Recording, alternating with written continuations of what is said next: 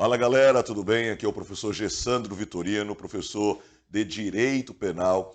Estamos aqui para fazer aquela correção de algumas questões que estão aí já na sua plataforma. Você pode acessar a plataforma e nós vamos discutir temas importantíssimos do Código Penal da parte especial.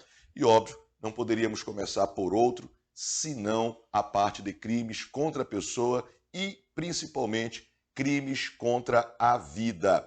Então nós temos aqui algumas questões bem interessantes sobre crimes contra a vida e eu já convido você a olhar aí para o seu material na questão número 1, logo a questão de abertura. Questão número 1, ela trata também dos crimes contra a vida. Só fazendo uma breve apresentação, os crimes chamados de crimes contra a vida estão dispostos no artigo 121 até o 128. Então, ao longo destes 8 artigos, você vai encontrar exatamente as temáticas ligadas aos crimes contra a vida. Então, deixa eu te dar logo uma boa dica.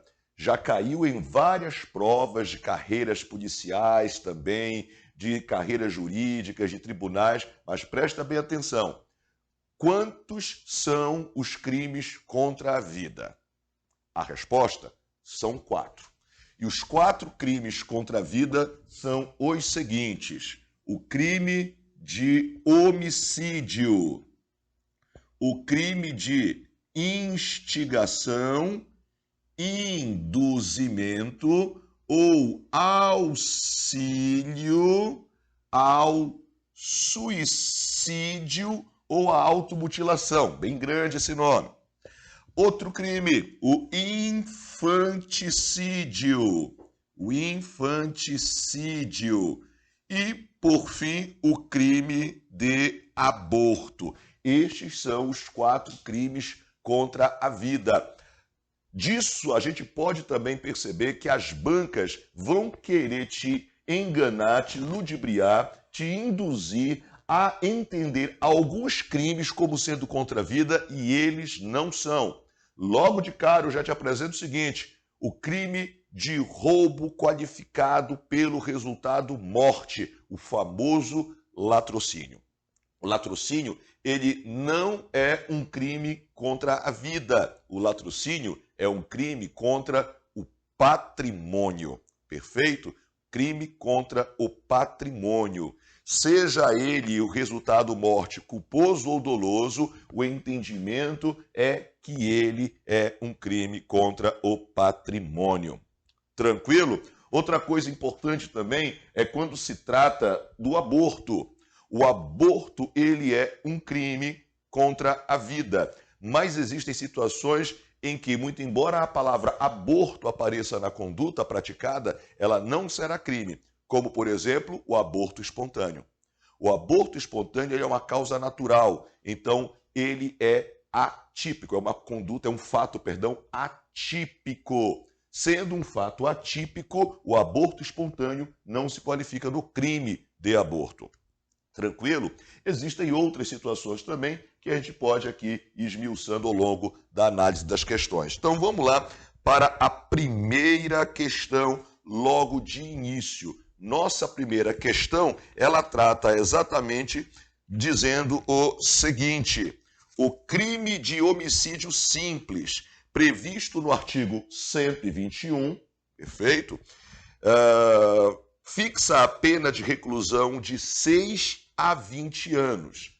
O que isso significa dizer, Gessandro? Significa dizer que lá no artigo 121, ele diz, olha, lá no caput desse artigo, ele diz, matar alguém, pena é uma reclusão de 6 a 20 anos. No parágrafo 1º do artigo 121, ele fala da possibilidade de uma redução de pena quando ele trata do homicídio privilegiado. No homicídio privilegiado, ele cita a possibilidade de uma redução da pena. Então, um agente que praticar sob determinadas condições o crime de homicídio, ele poderá ter redução da pena. No parágrafo 2º, ele vai falar do homicídio qualificado. E há 9 qualificadoras do homicídio. Motivo fútil, mediante paga, mediante promessa de recompensa, com uso de fogo, veneno, com emprego de fogo, veneno, sob tortura, enfim. Então, há várias qualificadoras. E aqui eu apresento uma para você também. O feminicídio. O feminicídio é uma das qualificadoras do crime de homicídio, perfeito? Lembra que o feminicídio ele não é um crime autônomo, é um crime ligado ao homicídio, perfeito? Então, o que é o feminicídio, Gessandro? O feminicídio é um homicídio qualificado. Quando os crimes de homicídio forem qualificados, a pena é de reclusão de 12 a 30 anos. Olha só. Então, temos aí também, né, no parágrafo 3º, o que nós chamamos de homicídio culposo. O homicídio culposo é quando o agente não quis o resultado e quando ele também não foi responsável pela sua conduta buscando, ou melhor dizendo, quando ele não foi, não querendo o resultado, ele simplesmente aceita, admite a possibilidade do resultado. Então, ele é culposo quando não for nessas circunstâncias. Mas, ainda assim, a sua conduta foi negligente, a sua conduta foi imprudente, a sua conduta foi imperita. Nesse caso, nós teremos uma detenção de 1 a 3 anos. E mais um detalhe, se o homicídio culposo ocorrer na direção de veículo automotor, a pena dele não será imposta pelo Código Penal, mas sim pelo Código de Trânsito Brasileiro, e será uma detenção de 2 a 4 anos. Então, muita atenção nessa circunstância. Então, o artigo 121 fixa a pena de reclusão de 6 a 20 anos no caput, né, que é o homicídio simples. Então, aqui nós temos o chamado homicídio simples, beleza? Se o agente comete o crime impelido por motivo de relevante valor social ou moral, ou sob domínio de violenta emoção, logo em seguida a injusta provocação da vítima, o que o juiz pode fazer? Né? O que o juiz pode fazer? Veja só, o agente cometeu um homicídio, mas olha as circunstâncias, impelido por um motivo de relevante valor social ou moral, ou sob o domínio de uma violenta emoção. Repare que não é uma paixão, é emoção. A palavra emoção poderá ser substituída por paixão na alternativa, e isso estará errado, é violenta emoção. Logo em seguida, há uma injusta provocação da vítima, ou seja, da pessoa que foi morta. Ela injustamente provocou o agente. Isso não é mais um homicídio culposo. A pessoa quis matar o agente, mesmo impelido por essa forte emoção, não é qualificado, porque não está em nenhuma daquelas qualificadoras, e há razões que atenuam, que diminuem, melhor dizendo, que há uma redução da pena. Esse que está aí no comando da questão é exatamente o elemento condicional para o homicídio privilegiado, beleza? Então, o que temos no homicídio privilegiado? A redução da pena sob aquelas circunstâncias. A única alternativa aí que trata desse assunto é exatamente a letra C. Então, a questão número 1, temos a alternativa correta sendo a C, reduzir a pena. E olha que legal, né? A alternativa ela traz também o quantum dessa redução, de 1/6 a 1/3. Então, a redução prevista aqui da pena é de 1/6 até 1/3. Perfeito? Então, temos aí a solução da primeira questão, que trata exatamente de crimes contra a vida. Bacana? Vamos na sequência também, ainda na questão número 2. Questão número 2. no crime de homicídio, então ainda estamos no artigo 121, tá? Artigo 121. Nos crimes de homicídio, todas as afirmativas trazem qualificadoras do delito, exceto. Opa, então olha só, essa é uma questão também muito boa. Como eu disse para vocês, são 9 elementos qualificadores, lá no parágrafo 2º, do crime de homicídio. Dessas 9, algumas estão aqui. Só que entre elas há uma que não é uma qualificadora, olha só, não é uma qualificadora. E é ela que nós estamos indo atrás. No crime de homicídio, todas as afirmativas trazem qualificadoras do delito, exceto. Então a gente está procurando o exceto, aqui não faz parte. Então vamos lá. A letra A, praticado por milícia privada, sob o pretexto de pretensão de serviço de segurança ou por grupo de extermínio, é a letra A. Letra B, meio insidioso e cruel. Letra C, mediante paga ou promessa de recompensa ou por outro motivo torpe. Letra D, motivo fútil, motivo banal. Letra E, com emprego de arma de fogo de uso restrito ou proibido. Aqui nós temos, sim, elementos qualificadores do crime de homicídio, menos uma. E esta menos uma é exatamente a letra A. A letra A, ela não é uma qualificadora do crime de homicídio. A letra A, ela é uma causa de aumento de pena, perfeito? Ela majora a pena. Então, ela torna muito mais apenado o agente que cometer por tais razões. Então, praticado por milícia privada, sob o pretexto de prestação de serviço de segurança ou por grupo de extermínio. Que coisa, beleza? Então, muita atenção que esta questão não é uma questão de qualificadora do crime de homicídio, mas sim de aumento da pena. Perfeito? Olha só, a gente está observando aqui uma série de questões ligadas aos crimes contra a vida. E os crimes contra a vida são alguns crimes que são cometidos contra a pessoa. Então, entre os crimes contra a pessoa, há o crime contra a vida, há o crime contra a sua integridade física, há o crime contra a sua honra. Então, há vários crimes que são cometidos contra a pessoa, beleza? Entre eles, o crime contra a vida, como eu falei, ou os crimes contra a vida. E a questão número 4, ela traz aqui exatamente para nós algumas destas situações. Então, ele diz, olha, são crimes contra a vida, exceto. Opa, então qual delas, na questão número 4, não se trata de um crime contra a pessoa, perdão. São crimes contra a pessoa, exceto. Vamos lá, o crime de homicídio.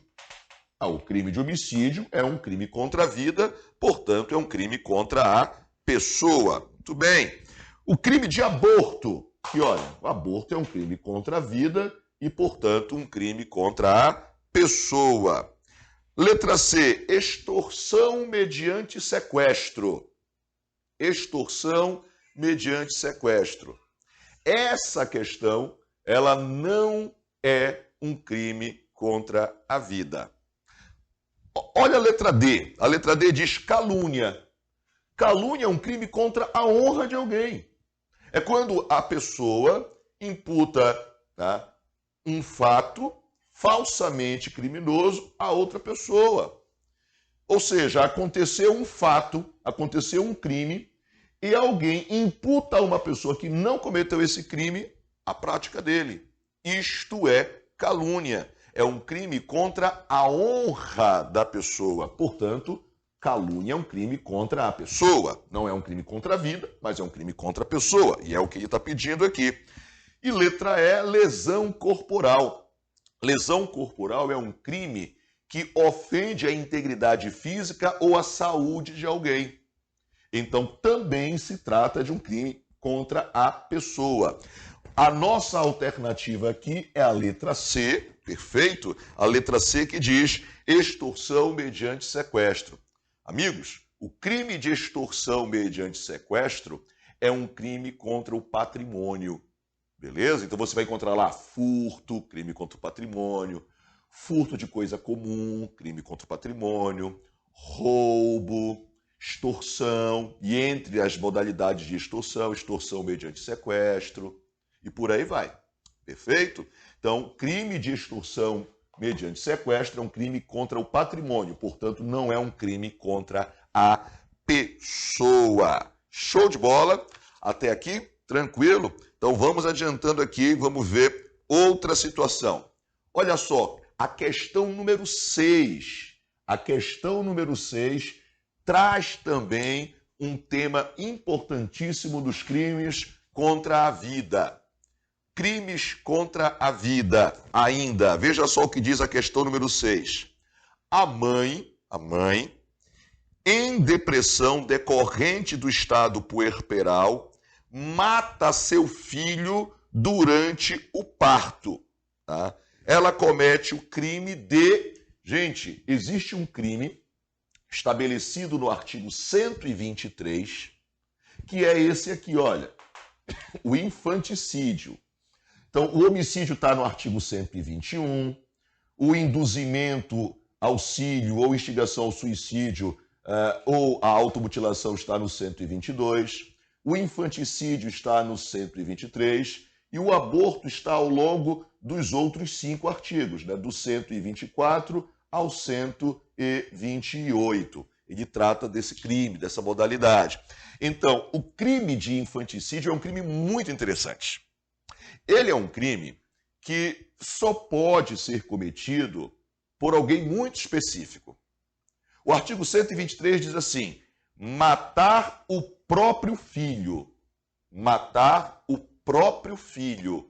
Então, não é qualquer pessoa que pode matar aquela pessoa, a não ser a mãe. Ah, Gessandro, matar o próprio filho não poderia também ser o pai? Eu vou continuar no artigo 123. Ele diz assim, olha, matar o próprio filho sob a influência do estado puerperal. Aí exclui o pai da jogada. Porque o que é o estado puerperal? O estado puerperal é uma situação, é uma condição que incorre sobre a mulher puérpera, daí o nome puerperal, estado puerperal, e a mulher puérpera é aquela mulher que tem os seus hormônios, sua psique alterada, ela não fica inconsciente, beleza?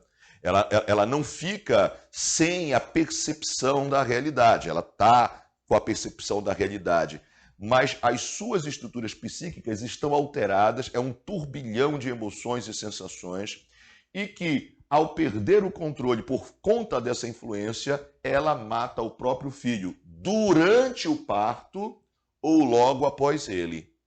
Perfeito? Então, veja só que este crime ele tem uma especificidade muito clara: matar o próprio filho sob a influência do estado puerperal durante o parto ou logo após ele. Estamos falando do infanticídio.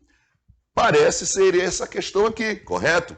A mãe que, em depressão decorrente do estado puerperal, mata seu filho durante o parto, comete o crime de, a letra A, aborto, homicídio privilegiado, homicídio qualificado em razão do parentesco com a vítima, homicídio qualificado em razão da idade da vítima, infanticídio. A alternativa correta é infanticídio, letra E. Mas desse tema é importante nós entendermos algumas variações que podem ser cobradas na tua prova e te induzir a um erro. Por exemplo, tem que ser o próprio filho dela? Pense aí. Se ela matar alguém que não seja o filho dela. Olha só a seguinte situação. A mãe está no hospital, acabou de dar à luz, então ela estava já logo após o parto, e Sob a influência do estado puerperal, fica comprovado que ela estava sob a influência do estado puerperal. Ela vai até o berçário onde estava o seu filho com outras crianças. E, querendo matar o seu filho sob esta influência, ela vai até um berço onde há uma criança. E ela acredita que seja o filho dela, mas não era. Então ela mata aquela criança, filho de outra pessoa. Nós teremos aí o infanticídio ou nós teremos aí um homicídio? A resposta é infanticídio. Mas, Sandro, a lei diz que é matar o próprio filho sob a influência. Não era o próprio filho dela, não era, mas ela acreditava que era. Ocorreu aí um erro sobre a pessoa, perfeito?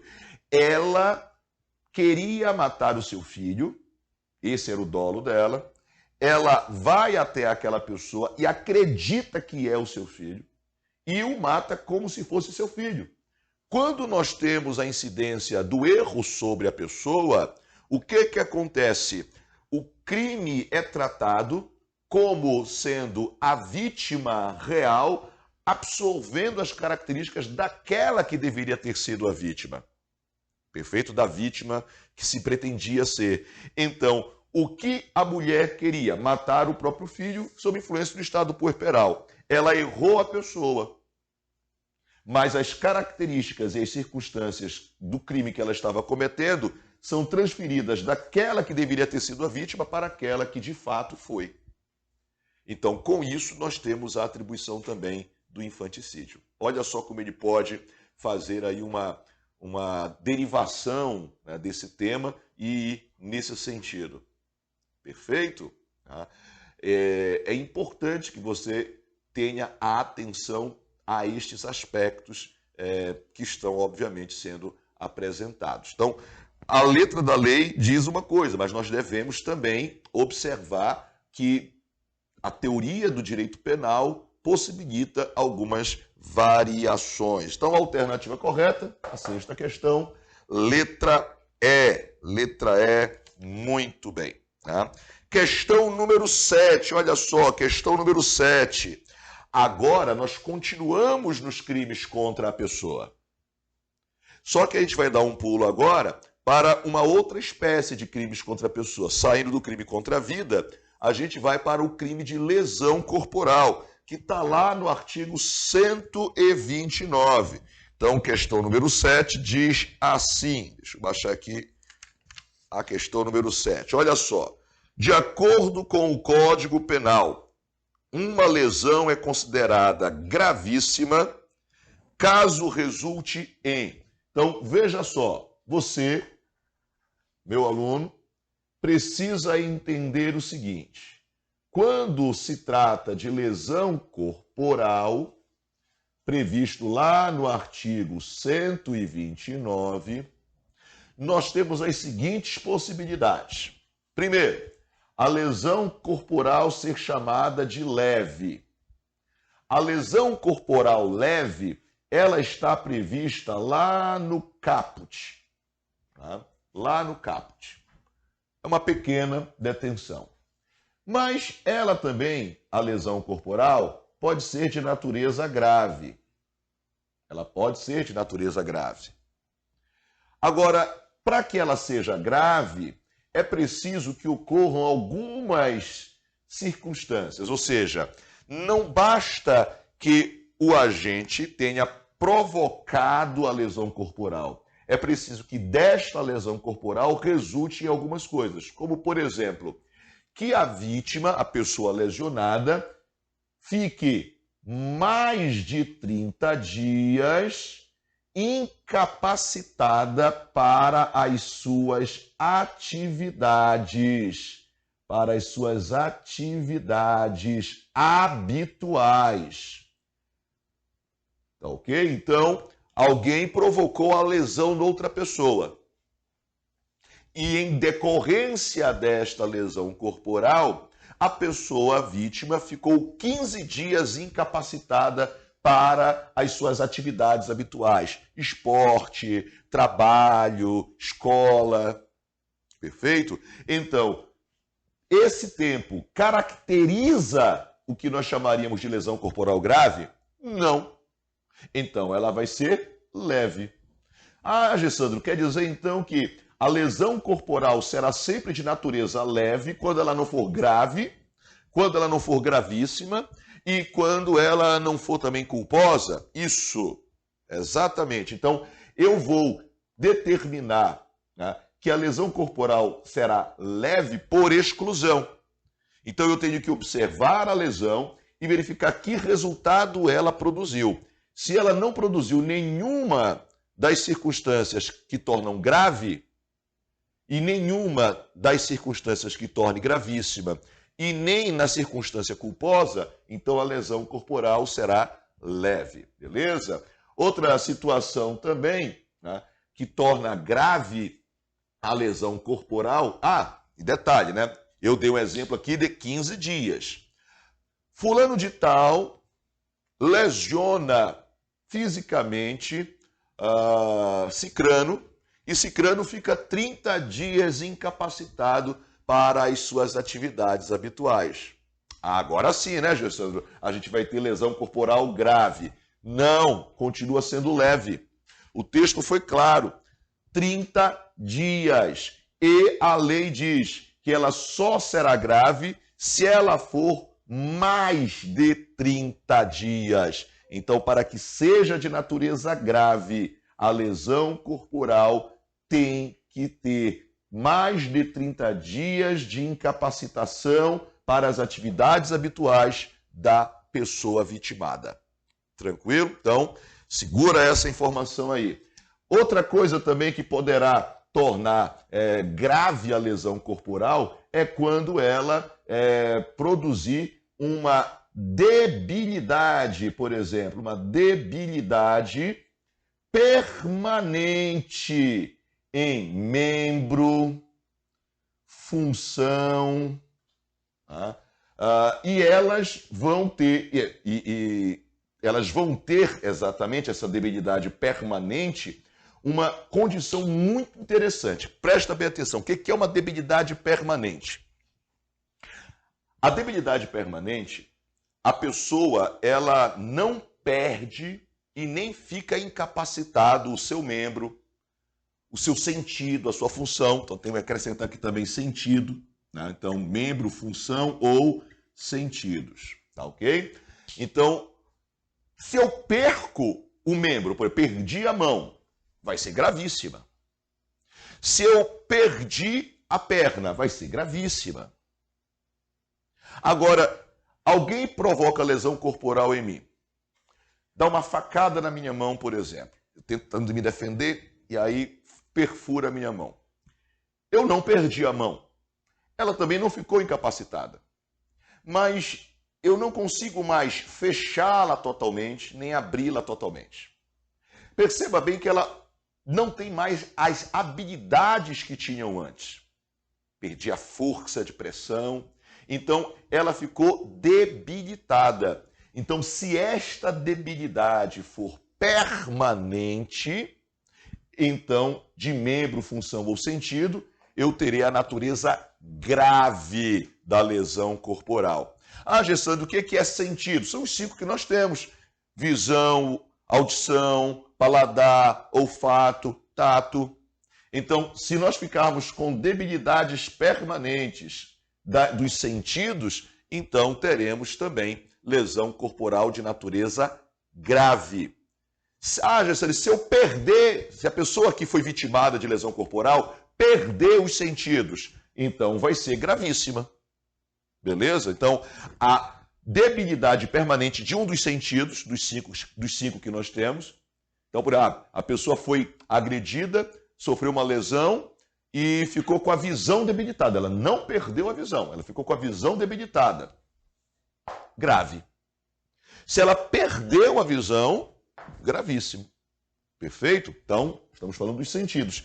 E as funções, né? A função, por exemplo, mastigatória, a função pinça que o nosso polegar faz. Então, debilidade permanente de uma função, grave. Perda ou inutilização da função, gravíssima. Tranquilo? Então, temos também aqui uma outra possibilidade entre as demais, que é a aceleração do parto. Tá? Você pode confirmar todas as demais lá no artigo 129, você dá uma olhada na sua lei, na legislação, e você vai observar outras. Eu estou colocando aqui aquelas que são mais presentes nas questões de prova. Tá? Então, olha só, a aceleração do parto também torna grave. Então, a pessoa vítima da lesão corporal é uma mulher grávida, uma mulher gestante, olha só. E ela sofre uma lesão corporal. A pessoa que pratica lesão corporal tinha o dolo de causar lesão corporal. Mas, em razão da lesão corporal, a mulher acabou parindo antecipadamente. Então, ela teve uma aceleração do parto. Quando a lesão corporal ocorrer e dela nós tivemos como consequência a aceleração do parto, então nós teremos aí o que nós chamamos de uma lesão corporal de natureza grave. Aí vai vir a sua pergunta, né? Gessandro, e se o bebê, o feto, né, o pré-nato morrer? Bem, se o pré-nato morrer, nós vamos ter o aborto. Ah, mas então, Gessandro, o aborto, aí ele vai praticar o crime de aborto? Não, calma lá. Qual é o dolo dele? O dolo dele era causar uma lesão corporal. Se dessa lesão corporal resultar em aborto, aí nós vamos ter gravíssima. Agora, preste atenção.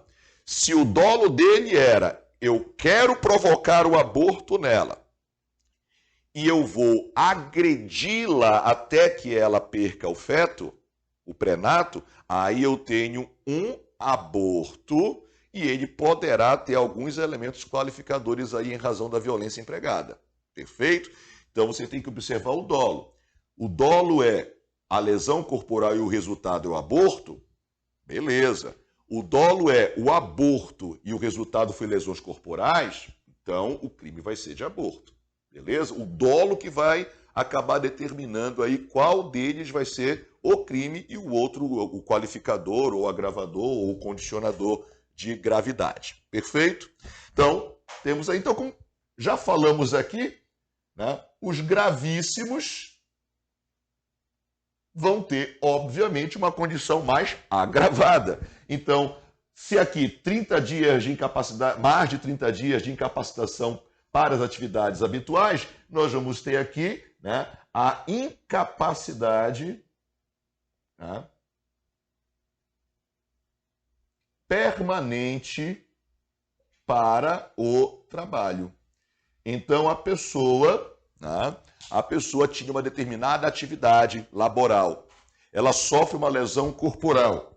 E essa lesão corporal acabou fazendo com que ela não tivesse mais condições de trabalhar naquilo que ela tinha como sua função, ofício, profissão ou coisa parecida. Então ela ficou incapacitada permanentemente para o trabalho. Nós temos então aí a natureza gravíssima. Gravíssima. Perfeito? A pessoa sofreu uma lesão corporal e em vez de ficar apenas com a debilidade permanente dos membros, funções ou sentidos, ela teve a perda ou a incapacitação, não, né? A perda ou a inutilização. A inutilização, nesse caso, essa inutilização vai ser permanente também, de membro, função ou sentido. Beleza? Aí torna gravíssima a natureza da lesão corporal. Lembra que eu falei que é grave a aceleração do parto? Pois é, quando resulta em aborto, será gravíssima. Quando nós tivermos também deformidade, uma deformidade permanente. Então imagina que alguém provoque uma lesão corporal que deforme, né, o rosto da pessoa. E essa deformidade vai ficar permanente, ela será de natureza gravíssima. Perfeito? E A atenção que eu quero que vocês tenham é quando a lesão corporal for de natureza culposa. Tá? Então, a lesão corporal culposa, ela tem um detalhe muito interessante e muito importante. Independe do resultado causado na vítima. A pessoa pode ter perdido o membro, a pessoa pode ter apenas debilitado o membro, a função. Quando ele é culposo, eu tiro de circulação a graduação, leve, grave ou gravíssima. Porque a lesão corporal culposa, o agente não quis o resultado, nem assumiu o risco de provocar aquele resultado, mas por sua conduta, né, imperita, imprudente ou negligente, acabou provocando, né, ou acabou causando o resultado. Então foi culposo. Quando é culposo, né, nós não vamos qualificá-la nessas gradações aqui, leve, grave ou gravíssima, beleza? Ah, ele cometeu lesão corporal culposa gravíssima, não existe. Ah, ele cometeu lesão corporal culposa grave, não existe. Bacana? Então, a natureza culposa, né, a condição culposa da lesão corporal, esquece a gradação. Show de bola? E temos ainda um outro aspecto muito importante, que acontece tanto aqui na lesão corporal culposa, quanto aqui no homicídio culposo. Aí eu aproveito para falar já dos dois aqui. O que é isso?